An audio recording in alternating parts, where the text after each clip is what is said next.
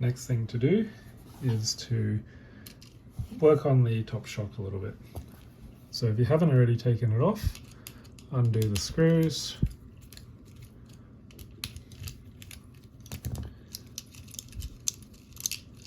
and the top will come off just like that.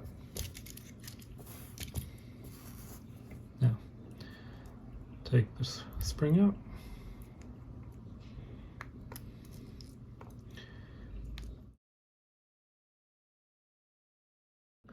Once you've removed your shock and taken the spring off, we need to put some grease on the shaft to slow down the rebound and compression of it. So my go-to is 30k and 15k. 15 might be a bit light depending on what T-plate you're using. 30k is heavier, and if you don't have any of that, you can use something like AW grease, which is quite sticky and viscous. So probably closer to 30,000 than 15, or you can even use moly grease if you don't have anything else. So we're just going to use 30k here, and what you do is insert your screwdriver and hold on to the eyelet and start unscrewing. So that should come off and you can drop your shaft out.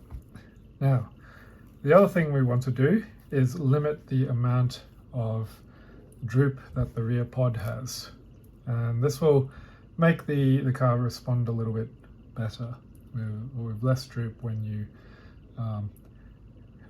take your finger off the accelerator or hit the brakes.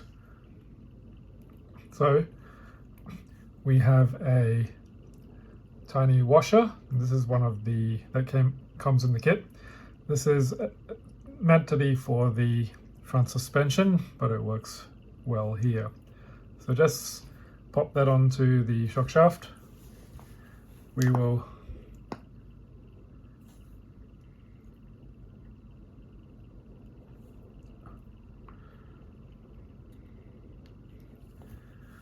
add a little bit of 30k here. So you can do it two ways. You can either coat the shaft or you can put it straight into the shock body. So I'll just put some onto the shaft here.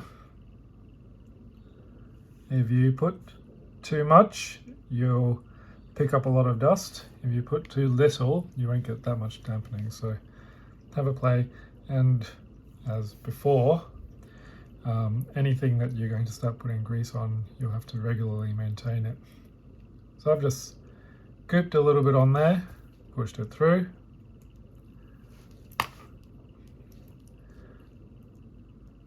Work it around a little bit.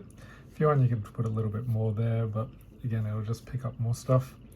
Now, with the eyelet, again, to limit the amount of pod droop, we're going to screw it back in until it bottoms out, so all the way in. Okay, and if you just move it around, you should feel it starting to get quite much more dampened.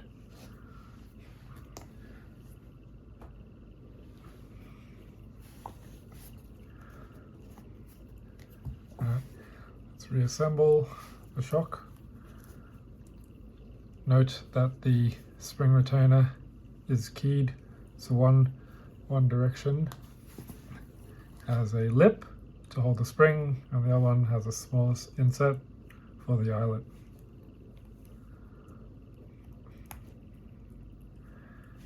Alright, and you can just work it around, and you can see that it's already much slower than it was before.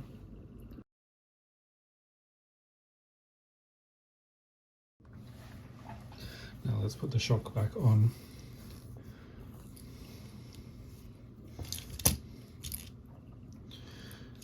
You may have other things to do. For example, if you haven't changed the motor gears yet, you might want to leave one side off.